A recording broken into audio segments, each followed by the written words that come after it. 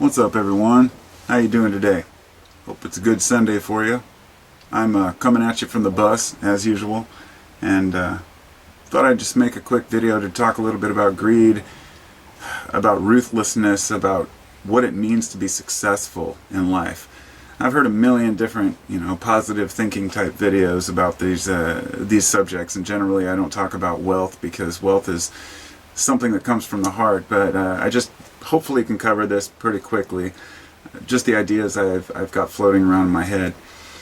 I watched a short documentary earlier. It was just a short film made, like a half an hour long. I don't remember who made it, but he was an aspiring director, and he wanted to make a quick documentary to ask other people what they thought was the most important attribute, I guess, to becoming successful in his line of work as a director. And I think the name of it was something along the lines of, do you have to be an asshole to be successful, to be a director? He, talked to a few different people, and people had their own opinions, but really what it came down to is, when you manage a large group of people, is it better to be kind and possibly get tread on, or to be ruthless, rather being the kind of person who people wouldn't want to cross? Now, to be honest, I'm not the kind of person who would want to be a boss of a large group of people. I mean, I would have no problem being in charge or helping orchestrate and organize these things, but as far as dictating how something works, and that's kind of how a director is, they're kind of like a dictator for the movie set. But the guy he interviewed was basically saying that, because that he's, found being an asshole is, much more, I guess, productive in his, way of doing things. I can understand where that can be utilized sometimes, but if you're not the kind of person who can actually sit down with the people you're an asshole to and explain, okay, sorry, I got this way, I'm sorry I was rough on the set. I don't know. I don't want to get too far into that realm. I really just wanted to talk about happiness and success.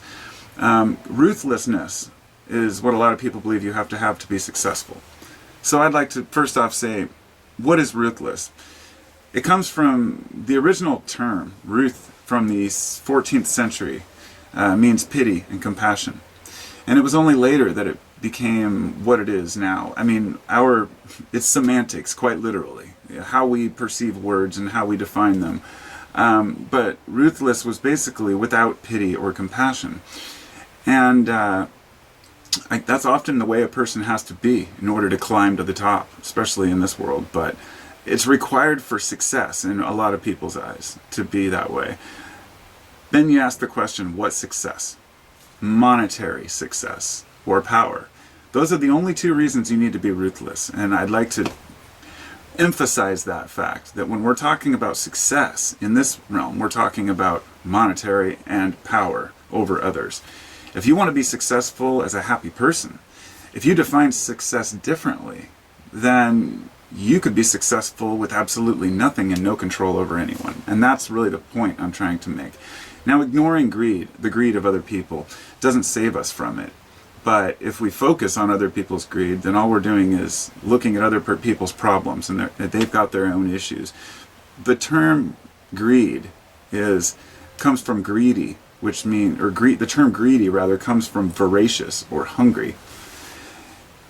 And that should tell us something, especially about our past and kind of how we got the human mentality that causes some people to want to have more and more and more and never be happy.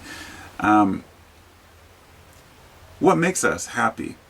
The question here is long term. This is what I'm trying to get at. And I'm sorry I have all these different points that I'm trying to cover at once, but keeping us happy means that we have long-term happiness. And it's not going to be something where you're happy all the time. I've been through this a million times. I've talked about it a lot, and I can't say it enough, but it's like a pendulum. You're happy for a while, you're not happy for a while, and you really have to try to enjoy not just those, understand those ends of it, but the gray area in between. So what makes us happy long term?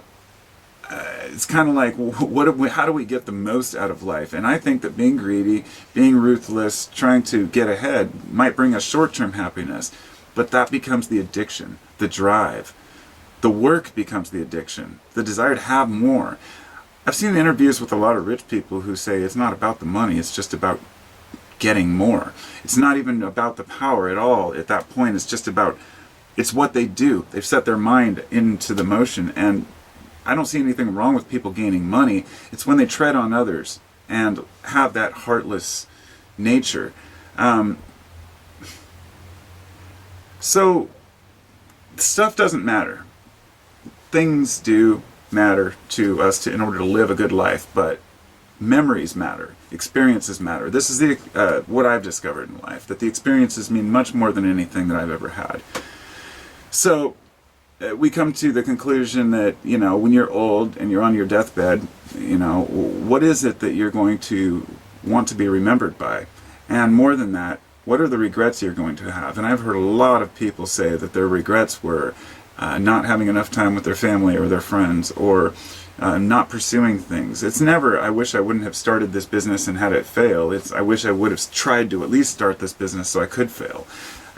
It's the old saying that it's better to have lost at love than to have never loved at all, right? And for a lot of folks, everyone has their individual issues and the reason why their lives are the way they are. But a lot of people become these grumpy old, I guess the kind of cliche image of the grumpy old white man in a top hat in his mansion, just sitting on his piles of cash with a cigar. Those guys are out there, but not everyone who's rich, of course, is that kind of person. So I'm really not trying to talk about wealth in a bad way here. I'm saying how wealth is used as a way for people who have, I guess, unfilled desires to kind of fill that vacuum. I don't know. Sometimes I ask myself, who do we admire and why? And that's one of my favorite topics, because if you were to name off five of your heroes, let's say, or people you look up to and admire, alive or dead, who would they be? I'd be curious if any of you want to just to list your top 5 heroes. The thing is, it's super revealing about us. It's almost like a very personal thing. To we're like, well, okay, if I'm going to list off, they better be good, and so I think that asking ourselves a simple question like that can kind of teach us about who we are inside and what we really value in life. But I want to get into the etymology of a few words that we talked about here. The word currency, as I said. The word currency means, obviously, current or flow. So think about that for a minute. Currency is meant to flow. It's the same reason that we say cash flow. Cash flow is just currency. The currency means that it continues to move. So when it stagnates in rich people's bank accounts, it's not producing anything for society or helping anyone. And that's the reason why we call change change. It's because it's helping you to change hands. It's changing over amounts and it's changing the amount of cash, and all these words have roots, of course, but here's the one that I like, wealth. What do you think wealth means? It's a very obvious one. It means health, or wellness and health. And so it wasn't until much later, since, in the recent centuries, when we changed a lot of these terms to mean what they mean today. Wealth means wellness and health, has nothing to do with money. But we knew that not having money meant you couldn't live healthy. In today's world, we can live healthy without a lot of money, but we seem to still seek this idea that having more is what we need. And that's kind of what drives innovation, what drives people. There's nothing wrong with that, but some people take it too far, like I said. Success, up until the 19th century, used to mean any kind of success. It meant, being successful at anything at all, but we really do define it to have money attributed to it. And that's because money is our exchange. It's the exchange which we use to buy things, so it's hard to not include it. But we forget that it's not the money itself. It's the security that it helps us to achieve. The word rich in Old English meant strong, powerful, and great. And still today we use rich to describe things that are, great. But when you say, oh, he's a rich man, the first thing you think of is he's wealthy. You wouldn't see a poor guy who's sitting back enjoying himself as a rich man. But that's something that maybe we have to change. Like I said, the word greedy means voracious and hungry, and that's something to remember. These appetites that we have, they sometimes are, it's difficult to know when we take them too far. I know I'm not a greedy person because I wouldn't take advantage of anyone else to get ahead. And that, for me, makes me a bad businessman. Like I've said before, I'm an honest businessman, therefore I'm a bad businessman. And that's not always true. You can do really well for yourself by being honest, but if you don't step on a few toes, if you're not ruthless in some way, then you'll never get, extremely rich. So maybe we should stop looking at getting extremely rich and start realizing we are extremely rich, as long as we let our souls, as cheesy as that sounds, because what do we carry in our lives that really matter to us? Does bragging about our wealth really make us happy if we have it? I don't know. I guess I've never had it. I'm sure it could bragging to other rich people and trying to compare your wealth. But I'm sure that there are a lot of people that have money who try to hide it from others that they meet because they're afraid of having them look at them as either greedy or rich or selfish, but also not sure who you can trust. That's one thing I'd like to point out. For the wealthy and the rich out there, I believe people who are extremely rich become paranoid, and it can lead them to a lot of fears about others taking advantage of them. Therefore, they shut down and they stick to their own groups. And it's kind of sad, but it is what it is. There's a lot of clubs out there. There's a lot of rich white boy clubs and a lot of, a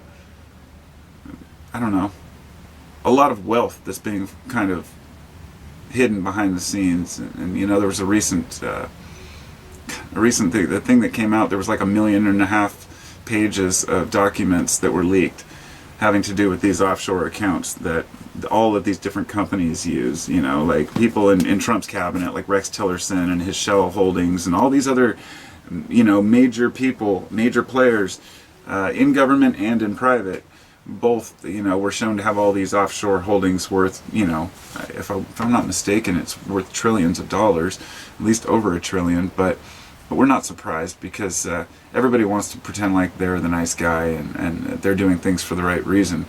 But, they're like, go, it's all for this country, go get them, all right, we're going to do these great things for America, and then they put their money in offshore accounts. It just goes to show how American people really are. It's just kind of a joke, to live in this world.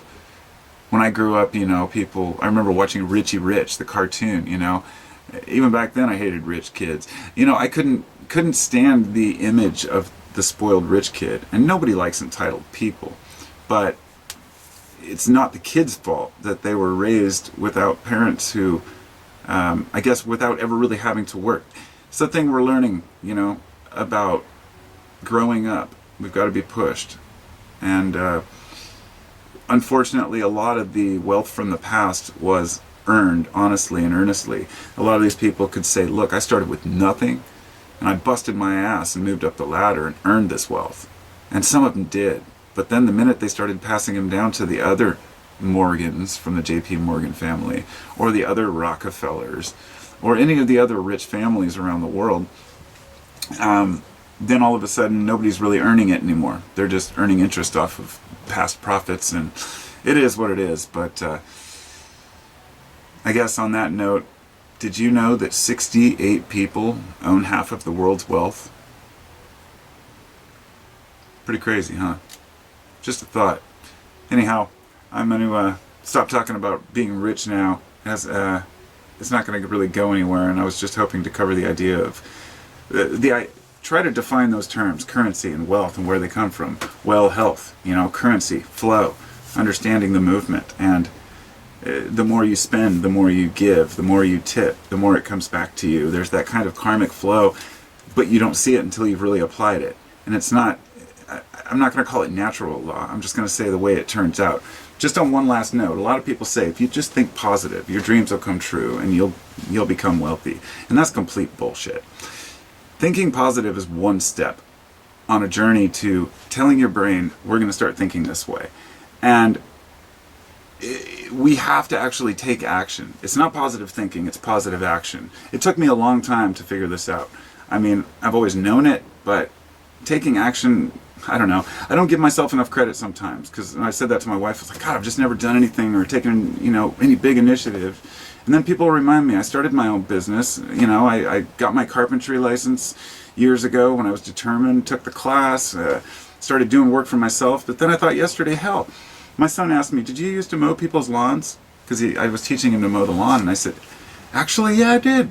When I was like 11 or 12 years old, I used to walk around and knock on all the neighbors' doors and say, do you want me to mow your lawn? Mow your lawn? And I get $5 or $10 for a lawn. That was pretty good money for a kid. I think one guy would even give me 20. So for a kid back in 1989 and 90, 87, 88, I guess, you know, that was pretty good money for me. And so I thought back further, hell, I used to sell candy in school. The little fireballs, like the ones the spicy ones, the Jawbreaker type, and then Jolly Ranchers. I'd go to the 7-Eleven before school. I'd buy like a whole load of them for $0.05 a piece, take them to school and sell them for $0.25. And I was like, okay, so yeah, I've got the initiative. I just don't have the desire to get rich or to make money off of other people more than I deserve.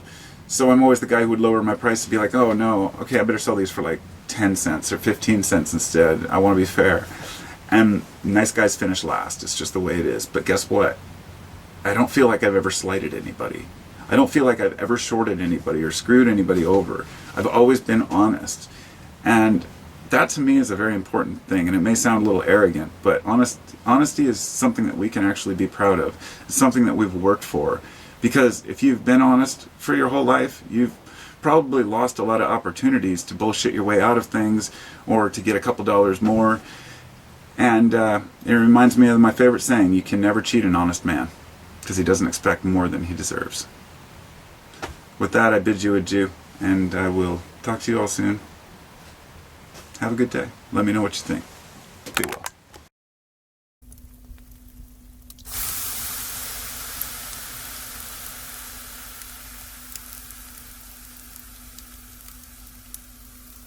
Thanks for coming to Carpo's channel, yo.